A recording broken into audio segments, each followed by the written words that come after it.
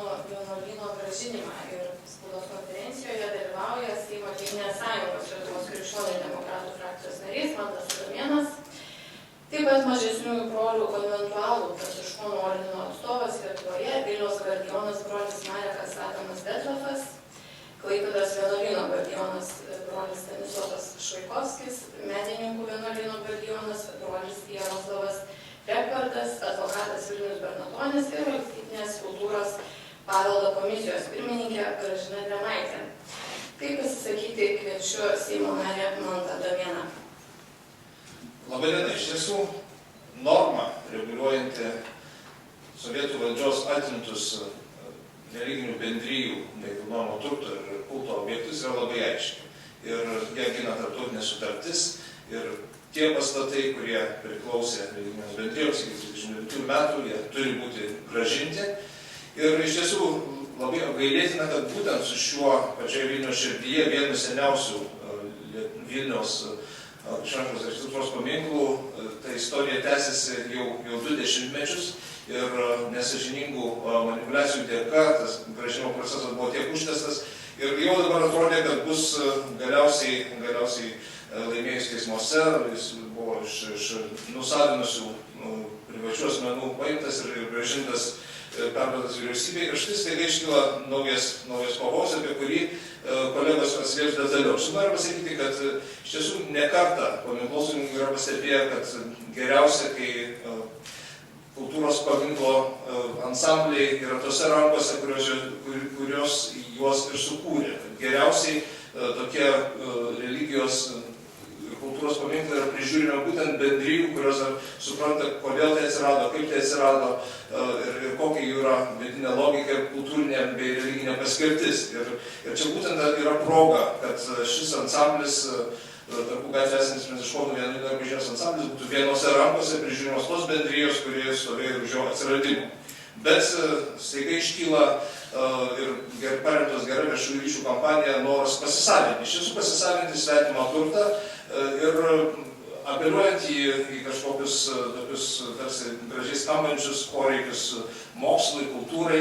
Ir kas mane labai suneramina, iš tiesų kaip politika, kaip Lietuvos pilietė. Tai yra nuoroda ir pasirodžius Lietuvos spaudoje, kad vienuoliją sudaro tik tai keli Lenkų tautybės asmenys ir todėl jiems nereikėtų grįžti vienuolynų. Aš noriu pasakyti, kad nuoroda į tautybę, kalbant apie nusavintos ir sovietų pavogtos nuosavybės klausimą, yra visiškai nedovanotina, kad sakyti, kad teisė į restituciją turi tik tam tikros valdos asmenys, mes atsidurime per žingsnį nuo nacijų, kurie sakė, kad žydai negali turėti turto.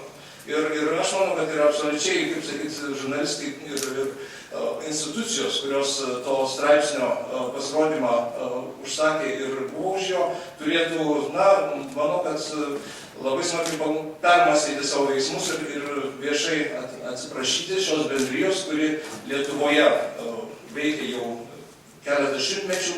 Iš tiesų, ordinas turi tęstinumą ir aš dabar noriu perduoti žodį šio ordino atstovui Lietuvoje, broliui Marekui Adamui Detlefui. Jau beveik 20 metų mūsų ordinas stengiasi atgauti vienuolyną, esu labai dėkingas teisinėmis institucijomis, kad suprato mūsų skriaudą ir atkūrė teisingumą. Iš neteisėtų savininkų vienuolynas buvo paimtas į perduotas valstybei. Dėkoju, kad valstybė atvirkščiai reguliariai taip pat sutiko su tuo, kad vienuolynas turi būti grąžintas mūsų ordinui. Apie tai liudija 1992 metais vyriausybės potvarkės ir visi kiti dokumentai, kurie buvo ruošiami perduoti vienuolyną ordinui. Gaila, kad paskutiniu metu vienuolynas nebuvo grąžintas mums, bet laikinai perduotas valstybei turto fondui. Ši konferencija yra suorganizuota, nes paskutiniu metu per įvairias visuomenės informacijos priemonės pateikiama daug klaidinančių informacijų apie mūsų ordiną ir apie mūsų veiklą Lietuvoje. Todėl šioje konferencijoje dalyvauja mūsų broliai vyresnieji atvykę iš Klaipėdos ir medininkų, kurie galės atsakyti jūsų klausimus. Tikiu, kad Lietuvoje klestės teisingumas, vienuolinės mūsų namai bus grąžinti mūsų ordinui kiekvienas žmogus Lietuvoje turės teisę gyventi savo namuose. Tai dabar žodį tars Valstybinės kultūros paveldo komisijos pirmininkė Gražina Tėmaitė, prašom. Tiesiog aš noriu pasakyti oficialiai, kad objektas, apie kurį mes kalbame, yra kultūros paminklas, kuris yra vyriausybės nutarimų paskelbtas 2001 metais ir kultūros ministro įsakymu yra skelbiamas valstybės saugomų, viešajam pažinimui ir naudojimui bei viešajai pagarbai. Tarp kitko, sovietmečiu bažnyčia ir vienuolynas buvo taip pat respublikinės reikšmės objektas, kultūros paveldo objektas. Taip kad nuo senų laikų jau tai buvo mūsų Lietuvos prestižinis turtas. Dabar šiaip noriu pasakyti, kad nuo 14 amžiaus egzistuoja Pranciškonų ordinas Lietuvoje ir tai yra viena iš seniausių bažnyčių Vilniuje. Eina kalba apie tai teismuose, kad galbūt, jeigu yra pakeista objekto iš vertingosios savybės, tai tada galima negrąžinti ir taip toliau. Tai noriu pabrėžti, žinokit, kad nesenai 13 metų gegužės mėnesį Kultūros paveldo departamentas iš naujo vertingasias savybės nustatė, kad 90% yra autentiški dalykai nepakeisti, nes sovietmečiu, jeigu ir buvo daromi kokie remontai, tai tik tai pavalinimas, tai neturi jokios įtakos kultūros vertingosiom savybėm. Dabar šitam objektui, kuris yra paskelbtas kultūros paminklų ir valstybės saugomas, yra sudėtinė dalis bažnyčia, vienuolynas, Suzinų koplyčia ir kiti vienuolynui priklausantis namai. Kiek aš žinau, kad per visą nepriklausomybės laikotarpį vienuoliai nori sugrąžinti labai sunaikintą bažnyčią ir vienuolyną, turi labai ambicingus planus ir jau mano būtų replika tokia, kad mes vis dėlto esam bet vaizduojam teisinę valstybę.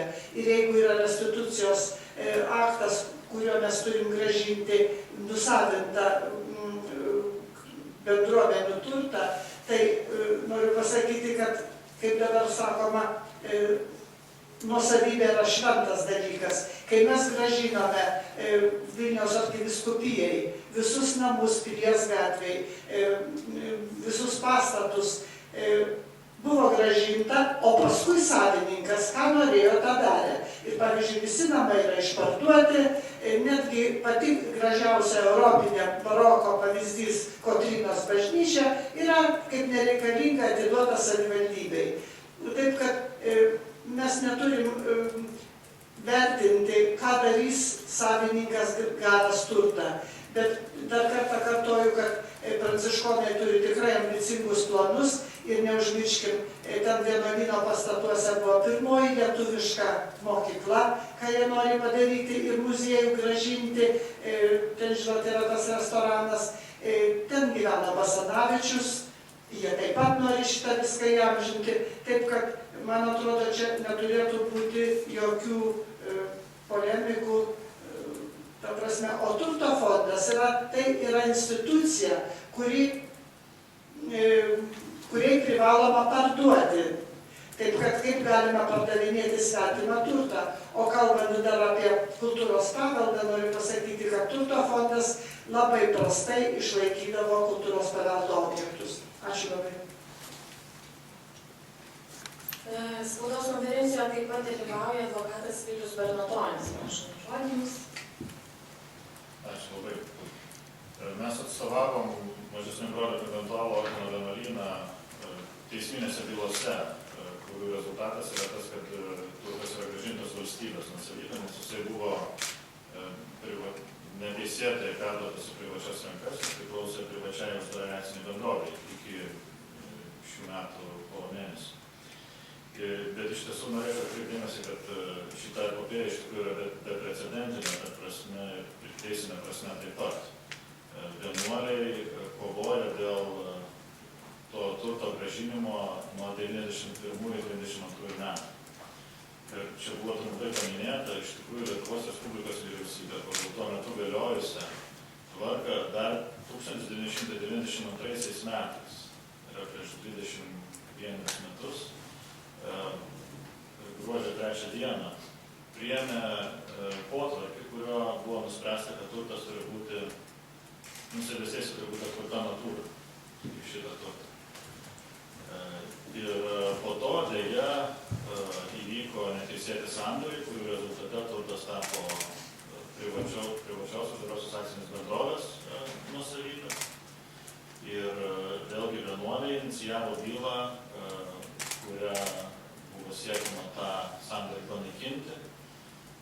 Valstybė, žinoma, ir mes esame labai dėkingi ir Lietuvos Respublikos vyriausybės kanceliarijai, ir teisininkams. Valstybė rėmė, neinicijavo, tačiau rėmė šitas pastangas.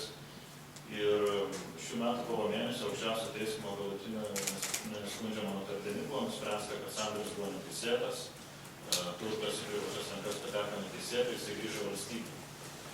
Ir kaip ir jau vien tai yra, aišku, didžiulė sėkmė, kad tokio masto turto neteisėtas nusavinimas jam buvo, nors labai pavėluotai, užkirstas kelias. Bet kas vis dėlto neramina, kad nežiūrint to valstybė nesima tų pareigų, kurias iš tikrųjų turėtų imtis pagal įstatymą. Kaip minėjau, iš esmės turto atkūrimo, nuosavybės atkūrimo natūra klausimas yra išspręstas. Jis yra išspręstas prieš daugiau negu 20 metų. Dabar vėlgi reikalingi priimti tam tikrai sprendimai, nes pasikeitė įstatymai. Dėl to Ūkio ministerija ir buvo gavusi vyriausybės pavedimą spręsti turto grąžinimo klausimą.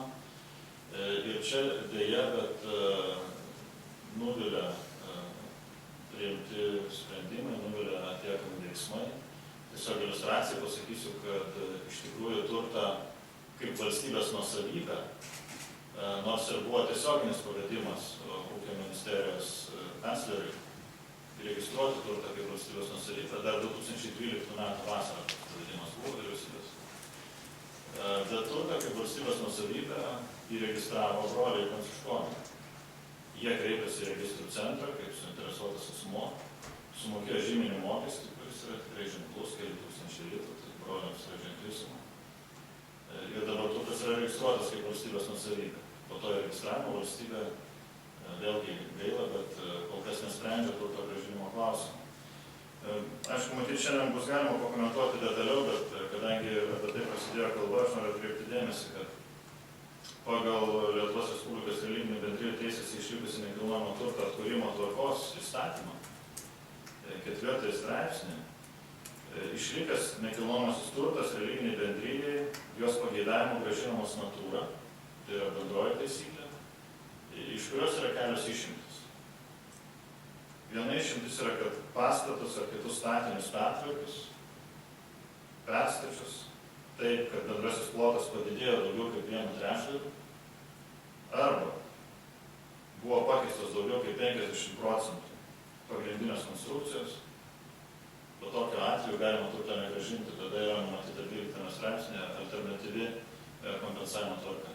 Tai, kaip minėjo ponia Drėmaitė, šitas turtas buvo valstybinės reikšmės paminklas ir tarybiniais laikais, ir dabar net ir teorinės galimybės tokiam pasikeitimui, aišku, kad nebuvo.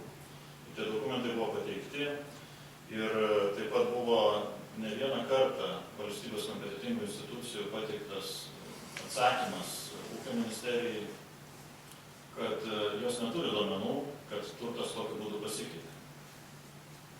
Ir vis dėlto dėja valstybės institucijos kalba apie tai, kad reikia atlikti papildomą ekspertizę, kad tuo kažkaip įsitikinti. Tai šitas veiksmas, mano vertinimu, prasilenkia su teisės aktų reikalavimais. Tai iš tikrųjų neatitinka taip pat ir viešo administravimo įstatymų reikalavimų priimti administracinius sprendimus efektyviai ir pagrįstai, jų nevilkinant, nebiurokratizuojant valstybės valdymo. Nes iš tikrųjų bandoma apversti įstatymo normą. Įstatymo norma sako, kad pagrindinė taisyklė yra turtą grąžinti, nebent jeigu būtų tam tikros aplinkybės. Dabar Lietuvos valstybės institucijos aiškinasi, ar kartais nėra tų aplinkybių, kurios priverstų turtą negrąžinti. Kitaip tariant, jie grąžins tik tai tada, kai bus įrodyta, kad nėra pagrindo negrąžinti. O tuo tarpu įstatymas nustato atvirkštinę tvarką, kad grąžinti privaloma visada, išskyrus atvejus, jeigu yra duomenų apie tokį pasikeitimą. Tai dėja šitas, mes aišku su valstybė bendradarbiausim ir aktyviai susirašinėjom ir aš tvirtai tikiu, kad teisingumo atkūrimas šitam ilgai užsitęsio epopėje yra laiko klausimas ir labai tikiuosi, kad tas laikas greičiau ateis. Dėkui, ponui Perlatonio. Ar būtų dar papildomų komentarų? Tuomet klausimai žurnalistams, ar būtų kažkokių tai pasitikslinimų klausimų? Taip, Donatas Nelisolanka žinios. Aš norėjau broliui Maretų klausimų užduoti. Ką jūs planuojate tame vienuolyne daryti, tame visame komplekse daryti? Ordinas turi savo wizję, aš taip informavau apie tą wizję. Jau 20 metų bendradarbiaujam su įvairiomis kultūros švietimo institucijomis, irgi su Vilniaus arkivyskupija, kaip katalikų bažnyčia. Ši mūsų wizja apima ewangelizacijos, kultūros ir švietimo sritis. Kultūros srityje vienuolyno patalpose toliau tęsim bendradarbiavimą su Jono LT, su Vilniaus dailės akademija, irgi su Lietuvos katalikų mokslo akademija, su ugdymo institutu Rafaelis. Jeigu kalbant apie švietimo viziją, tai kreipėmės mūsų veiksmus į vaikus, į jaunimą, šeimas, neįgaliuosius. Vienuolyne irgi planuojame kurti Pranciškonų ordino muziejų nuo 14 amžiaus iki 20 amžiuje. Tame tarpe 20 amžiuje irgi pažymėsim pirmą lietuviškos mokyklą. Bus muziejų irgi lietuviškai mokyklai ir Basanavičiui paminėjimui. Ir kūrėme irgi viziją dėl evangelizacijos, tai evangelizacijos bendradarbiaujam jau dabar su Tautininkų brolija, su Tikėjimo šviesos bendruomenė, kur subūrė šeimus, su neįgalius vaikus. Ir planuojame kurti dvasios kovos centrą piligrimų rekolekcijos namai, tai jeigu trumpai tariant, tokius planas yra dėl vienuolyno. Aišku, kad tie, kurie dabar nuomoja pastatus iš valstybės, tai jeigu norės toliau nuomoti, jie tam galės pasilikti. Nes pastatas yra didelis ir tos veiksmus, apie kuriuos kalbėjau, tai bus toliau tęsiami ir aš naujo darom. Šito komplekso labai nori Vilniaus universitetas. Sakykit, ar jūs kreipėsi dėl nuomos, dėl galimybės taip pat įsikurti tame komplekse? Aš kalbėjau, parašėm raštą Vilniaus universiteto rektoriui ir lituanistikos dekanui dėl mūsų planus ir raštą dėl to, kad buvo pateikiamos labai daug netikslingos ir blogos informacijos apie mūsų, klaidančios informacijos apie mūsų ordiną. Kalbėjau su dekanu, bet iš jų pusės nėra jokio noro bendradarbiauti. Mes esame atviri ir galėtume irgi tą temą kalbėti, bet tai reikia kalbėti. Manome, kad galima kalbėti, nes esame atviri ir galima bendradarbiauti. Jeigu jie tik panorės, tai galėtume. Jeigu galima papildysiu dėl universiteto, iš tiesų, aišku, labai nesinori tikėti, kad galėtų būti tokios mintis, jo labiau, kad jos neturi greičių teisėtai būti gyvenimas, bet minėtame mano įstatymo 4 straipsnio 1 dalies yra toksai 3 punktas, kuris sako, kad turtas gali būti natūra negrąžinamas, jeigu pastatai ar statiniai perduoti mokslo, sveikatos, priežiūros, kultūros, švietimo ar išvystymoms. Tai aišku, nežinau, ar kas nors gali turėti tokią mintį, kad perdavus Vilniaus universitetui iškils šitas pagrindas. Tokia mintis, aišku, yra visiškai nesuderinama su įstatymo reikalavimais, kaip Konstitucinis teismas nekart yra konstatavęs iš neteisės teisė nekyla ir jeigu bus perduota jau žinant, kad yra teisėtas savininkas, kuris siekia atkurti, tai bus tiesiog sandoris iš anksto žinoma priešingas įstatymai ir neturėtų būti šito 4 straipsnio pritaikymo pagrindas, bet vis dėlto tam tikras sutapimas yra. Tadeusz Andrzejewski, Vilniaus krašto savaitraštis, aš irgi klausimą broliui Markui Detlovui turėčiau. Prieš porą metų mes kaip valstybė turėjom panašią problemą, kaip jūs, broliai, dabar su Lietuvos ambasados atgaivimu Romoje. Ir tada mes jautėm tokį konstruktyvią poziciją Italijos vyriausybės, kuri bandė sugrąžinti mums užgrobtą irgi Tarybų Sąjungos mūsų turtą. Ir tik dėl Rusijos pozicijos negalėjom tos ambasados natūrą atgauti, bet vis tiek įvykdė istorinį teisingumą ir mes atgavom kitas patalpas ar piesnis, kaip apie tai aš norėčiau, ir tada mes iš tiesų jautėm ir Vatikano tokį moralinį palaikymą. Ar jūs nematot tam tikrų analogijų šitose situacijose ir ar irgi nekils mums, kaip valstybei, problemų su sutarties su Vatikanu vykdymu šitą situaciją? Ačiū. Manome, kad tokie kaltinimo veiksmai tikrai ir pažeidžia restitucijos aktą, bet ir kažkaip negerbė tos sutarties dėl santykių tarp katalikų bažnyčios ir Vatikano. Tai tikrai yra toks darimas, kad tas kaltinimas tikrai negerbė tos sutarties. Būtų dar klausimų? Jeigu jų nebėra, tuomet... Yra. Atsiprašau. Leonas Kerestėlis, Vilniaus Sąjūdžio tarybos pirmininkas. Prieš 600 mečius Lietuvos karalius Vytautas Didysis kartu su Lenkijos karaliumi Jogaila pradėjo krikštą Lietuvoje. Katalikų bažnyčia tapo ta jėga, kuria Lietuvos tauta tapo šviesesnė, gražesnė, gynė Lietuvą, gynė nuo priešų Europą. Pagrindų pagrindas buvo katalikų mokslas, tikėjimas į Dievą. Šiandien mes esame to bendradarbiavimo, to krikščioniškojo darbo vaisius ir rezultatas. Man tiesiog mane pritrenkė tai, ką broliai pranciškonai šiandien aiškina. Ir aš pastebiu, kad nuo sovietinių laikų ir dabar tęsiasi katalikų niekinimas, katalikų institucijų naikinimas. Ir tai tiesiog yra nesuprantama.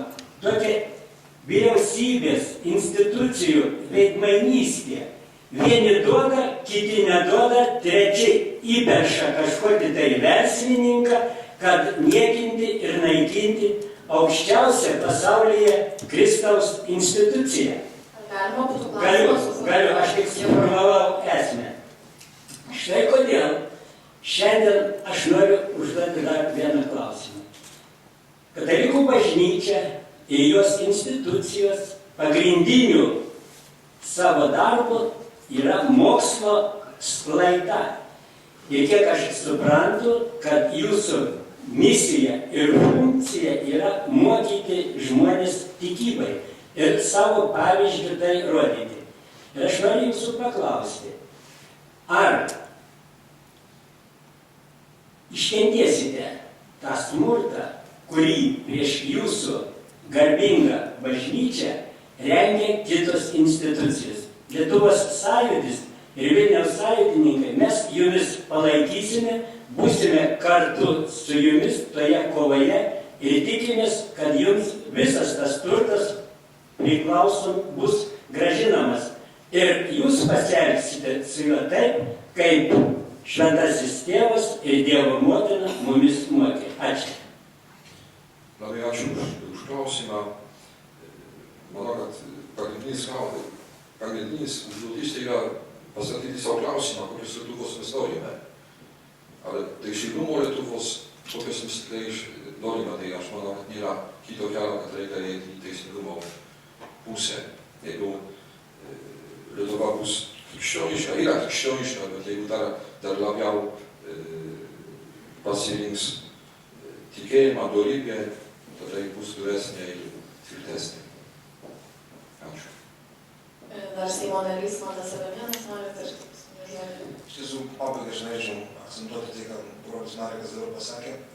Iš tiesų, klausimas yra, čia mes galime atsisėti nuo konkrečios institucijos, bet klausimas yra apie pamatinį teisingumą.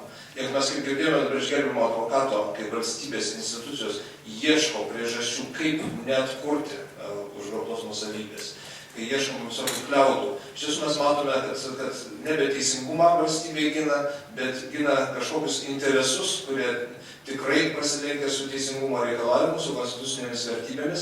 Ir todėl mes gindami pranciškonų bendruomenės teisę į savo nuosavybę, mes giname taip pat ir Lietuvos valstybės teisinius pagrindus. Ir tai yra nepaprastai svarbu ir labai svarbu, kad čia tai sulauktų visuomenės palaikymo ir kad nebūtų leista tokiams šūkiams, kuriuos aš pradžioje minėjau, kurie netgi apeliuoja į tautinį pagrindą, kaip į pagrindą neatkurti nuosavybės, kad jiems nebūtų leista išsigarauti, nes tai yra klausimas iš tiesų apie tai, kokios valstybės mes norime, ar ji tebebus teisingumo garantas mūsų visuomenėje. Ačiū. Tai turbūt tiek šiandien būtų apie Vilniaus pranciškonų vienuolyno grąžinimą. Dėkoju visiems klausiusiems, žiūrėjusiems spaudos konferenciją internetu. Viso.